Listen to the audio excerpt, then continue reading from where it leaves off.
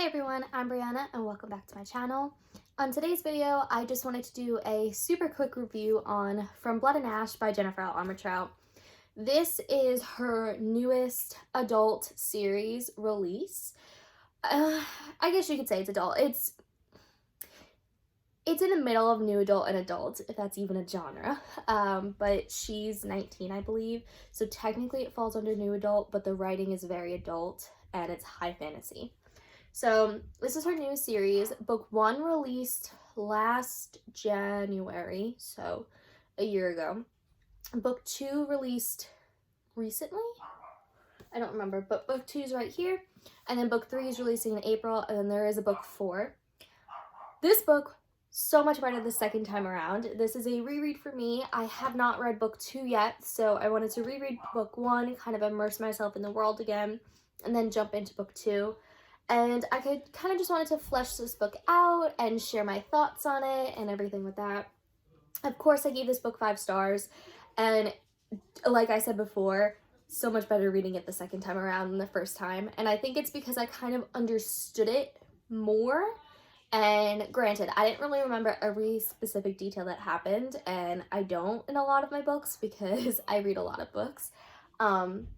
But this one, it's just so good. It's classic Jennifer Armentrout. There's betrayal, there's love, there's world building, there's fantastical creatures. Everything that you can want in a book is here. And I really, really loved it. I also love how she experimented. This is technically her first high fantasy. So high fantasy involves a book that is set in a fantastical world. It's not set in like an urban fantasy, which is her other books where it's set in the human world or the United States or whatever, and it has fantastical elements. This book was so good. To me, I feel like it gives me kind of 19th century vibes, but like more old school fantastical vibes, if that makes sense. It does have vampires and werewolves, but it takes these classic tales and it kind of changes them. And it's just really interesting to see her thoughts. And I think it's very unique how she wrote them. Not like a Twilight at all. If you're thinking like that, nothing like that. Super, super unique. And I really, really enjoyed it. I also love the descriptions in here of both of the two. I think it's really interesting. And I like how there's kind of the typical rivalry between a vampire and a werewolf, but it's not the main center focus point. So yeah, but to get onto this, so this starts off with a girl named Poppy. That's her nickname. She is the maiden. So in her kind of kingdom under the queen, she is in kind of a smaller kingdom underneath a duke and duchess, and she kind of is veiled. She can't go around anywhere, and she's kind of pure in all aspects of the word. And she basically is shielded from society. She can't go out at certain times of the day. She can't do certain things. She can't talk to people, yada, yada, yada, until her, I think it's her 19th or 21st. I don't remember. I think it's her 19th birthday, and then she gets the Ascension, which pretty much everyone goes through every year. It's a whole big thing, and they explain it more in the book, and I don't want to spoil it, so yes. But basically, she survived an attack when she was younger by the Craven. And the Craven, to me, I have like this image in my head of what they look like, but they're more, if you combine a Walking Dead with like a Slender Man on all fours, that's what I kind of see, which is really bad, but that's what I see when I think of the Craven. So she survived an attack, which is an anomaly. Can't speak English. And that's kind of why she's praised and she wants to be this. And once her ascension happens, then I guess it's like a whole big thing and everyone's gonna love it and it's the biggest ascension that's ever gonna happen, whatever. So then we kind of, a lot of people have said the middle part of the book slower, but it's a lot of the world building and character building that Jennifer Armentrout, she's very, very typical with. And I enjoyed that. So it kind of starts off with seeing her day-to-day routine, meeting characters, and seeing her life. And you're kind of jumped in right away and seeing kind of what she's been dealing with and all this stuff. And she's kind of just kept away and she hates it. And then we meet Hawk, who is a newer royal guard. That's what they call them. So royal guards are mortals, and in this society you can't really advance anywhere in life. So if you're mortal, so you're either an ascendant or immortal, or you're waiting to be ascended. It's a whole big process.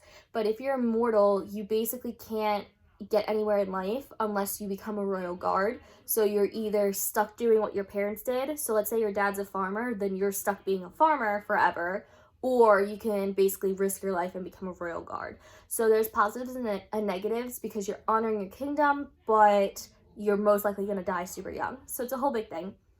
He is a younger guard, and he takes place as one of her royal guards, like her personal royal guards, and they kind of form a relationship, and you kind of see the banter between them, and it's interesting because it's forbidden, but it's not forbidden, so it's like a whole big thing. But I think this book does a very, very good job at a lot of different tropes into one, because you get the forbidden lovers, enemies to lovers, what else do you get in here? You get supernatural, you get princess, royalty. Yeah, you get a lot of stuff in this book, and I really, really enjoyed that. I did like the different characters they introduced, and I don't want to, again, spoil it too much because I feel like you won't get the full effect without reading this book. And I definitely know I'm putting my review up super late because everyone's been raving about this. But primarily the characters in here are really, really interesting, and I just overall loved this book. And I just wanted to keep this kind of review short and sweet and simple. I'm really going back and forth on doing a review of the second book just because it's literally going to be all spoilers, and I didn't do any spoilers in this one for a reason. So I don't think I'll do a review, but I could be wrong. If you guys want one, I'll do one. But yeah, I hope this kind of sways you guys to read this book and read more from her, because she, I feel like, has only gotten attention with this book series. She was so underrated before she published this, and this book came out of nowhere. It's her newest book, and she's written so many other great books that she needs to get the love she deserves. So please, please, please go check out everything she's written. I freaking love her. She's definitely my favorite author, author. I just love her writing. And this is a great high fantasy. If you are someone that's either newer to fantasy, or you want something that is very, I wouldn't say heavy on the romance, but it's a good mix between fantasy and romance, and it's not too fantasy heavy, definitely pick this one up, because I know there's a lot of books that I've personally read that are too fantasy for me, and it's too much world building, and I'm kind of overwhelmed. I think this book is the perfect mix, and it's a great read. It is pretty long. It's in the 600 page range, so yeah, definitely pick this one up. Go check it out. It's already out. Book 3 in the series comes out in April, and I'm very excited for that. But definitely give this one a shot. I'll have a more in-depth review that will probably contain spoilers in my Goodreads, which is always linked down below. So if you're interested, go check that out. And I'll see you guys in my next video. Bye!